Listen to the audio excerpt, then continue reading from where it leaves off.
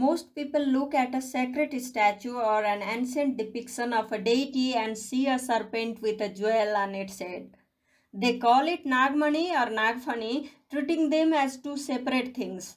But the ancient masters left behind a far deeper secret.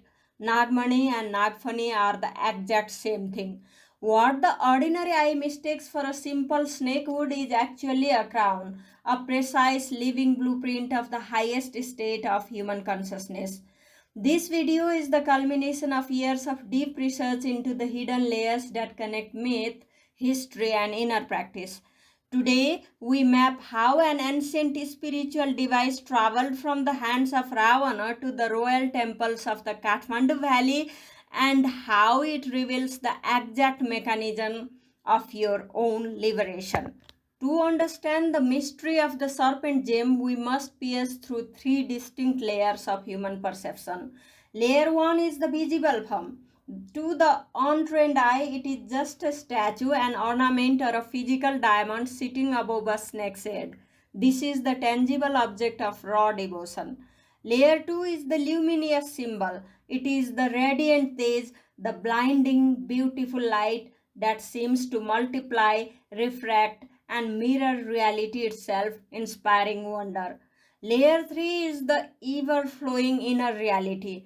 This is the Sahasrara Chakra, the thousand-petaled crown at the summit of existence, and the primordial Kundalini Shakti. This cosmic setup exists inside every single living being.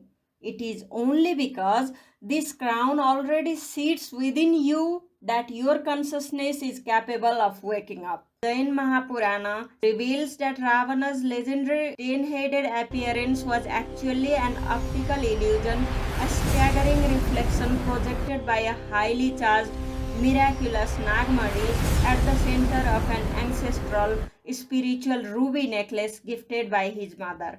Historically, this extraordinary heirloom, worshipped by the kings of Lanka since ancient times, shares a profound spiritual blueprint with the Taleju Yantra, the supreme map of cosmic geometry. Historically, the physical lineage of the Taleju Yantra traveled silently through hidden royal dynasties for centuries, escaping wars and crumbling kingdoms until it was permanently consecrated within the royal palace grounds of Kathmandu, Nepal, establishing goddess Taleju Bhavani as the supreme tutelary deity of the Malla monarchs. It decreed that no king could claim legitimate authority to rule the Kathmandu valley without her explicit energetic sanction. Today, this very yantra serves as the living powerhouse behind Nepal's royal history and the deep mystery of the living goddess, the Kumari, proving that the spiritual legacy of this sacred geometric power remains alive and pulsing to this very day. How you perceive this muddy depends entirely on your level of spiritual evolution. The ordinary person, driven by worldly illusion, Lobha Moha, sees the muddy only as material wealth, a gemstone to be plundered for greed. The conscious seeker looks deeper and sees the Nagmadi as the living presence of the Nagadevta, the serpent deity itself. But the third type of being, the Avaduta, a highly evolved soul who descends to liberate those in the lower worlds, sees exactly what the ancient masters intended. They see the yantra not as a mere object, but as the literal structural architecture of the Sahasrara Chakra.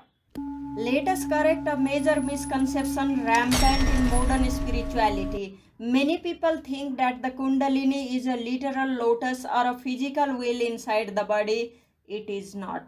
Kundalini is entirely abstract. It is the Shakti, the primordial dynamic force of consciousness. The lotuses, the madis, and the chakras are like your karmic bank. They are the cosmic plexus holding every impression, date, and Rinanubandhana from this life and all life before it. Look at how embodiment happens.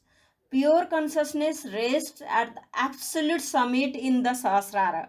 Projecting downward, it creates the lower energy centers Ajna, Visuddhi, Anahata, Manipura, Swadhisthana, and finally Muladhara.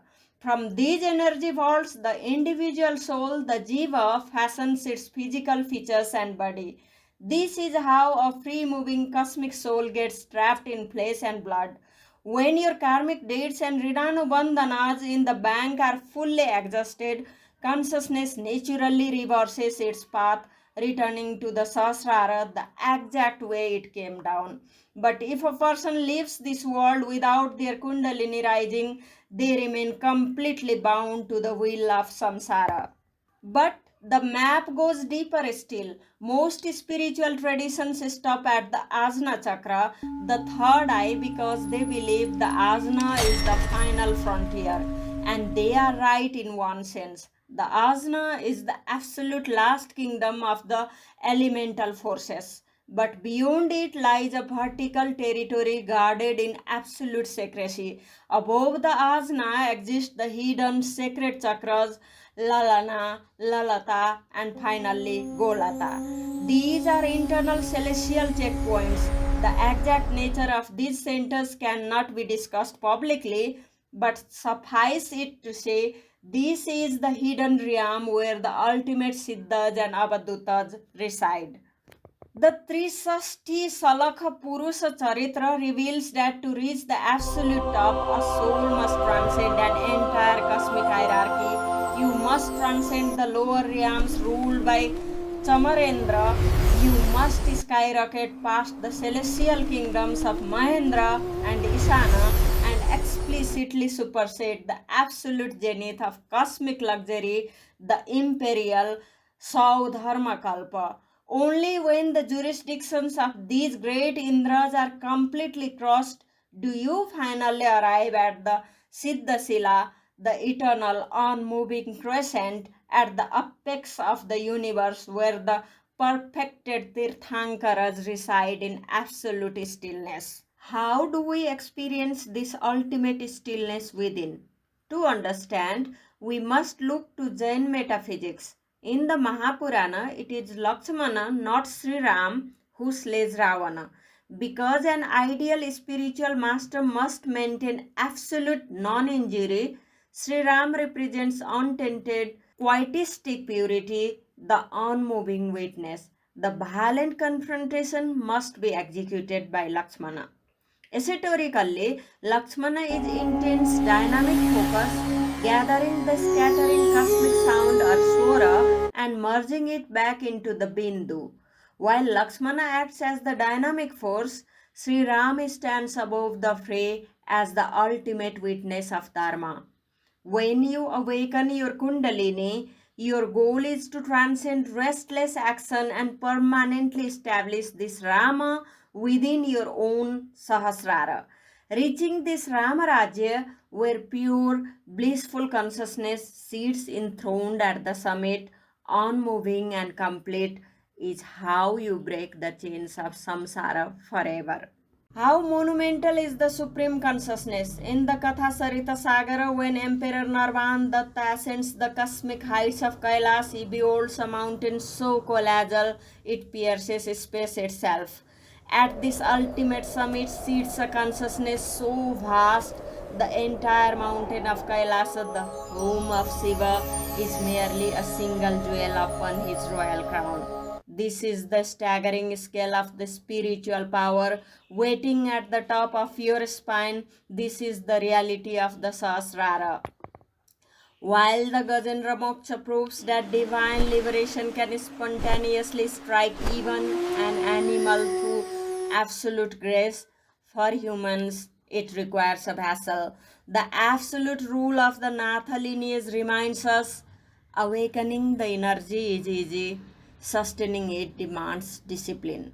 In this internal flight, our energy doesn't rise in a vacuum. It maps directly against the macrocosm of the Vedic calendar, the Panchanga, just as our internal energy must align with the hidden chakras. The movements of the cosmos must periodically recalibrate to correct celestial drift. Right now, we are witnessing a rare cosmic window as Purushottama Masa, the Adhika Masa, draws to a close.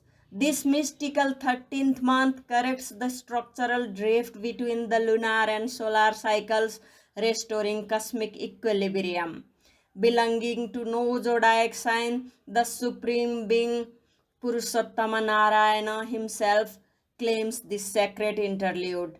Stripped of mundane worldly rituals, it acts as a cosmic accelerator. As this portal closes, the energetic window for rapid internal transformation reaches its absolute peak. The map is laid out before you, from the hidden chakras to the alignments of the cosmos. Now that you know the serpent's hood and the divine jewel are one, what do you believe is the true relationship between the cosmic serpent and your inner Kundalini? How have you felt the shift during this sacred month? Share your spiritual experiences in the comments below. Subscribe to support deep research backed content. Jai Jinendra, Alakh Niranjan.